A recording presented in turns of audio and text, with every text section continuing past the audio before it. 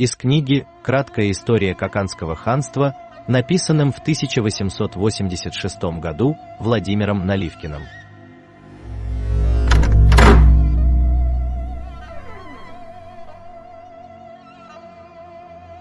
В начале XIII века в Фергану хлынули волны того великого людского моря, которое известно в истории под именем полчищ Чингисхана и именуется большей частью писателей-историков монголами.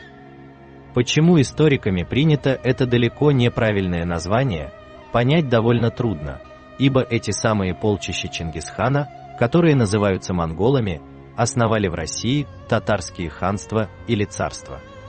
А татары суть не что иное, как Ногай. Один из известных нам 92 родов узбеков.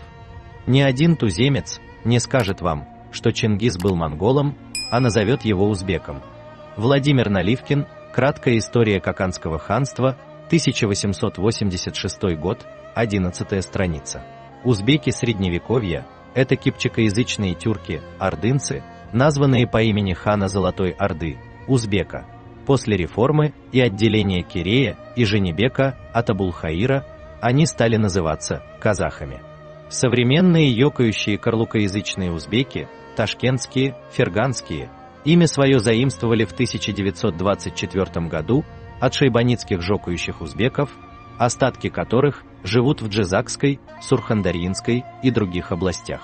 Об этом четко писал узбекский историк Бурибай Ахмедович Ахмедов в своем труде «Государство кочевых узбеков» 1965 года.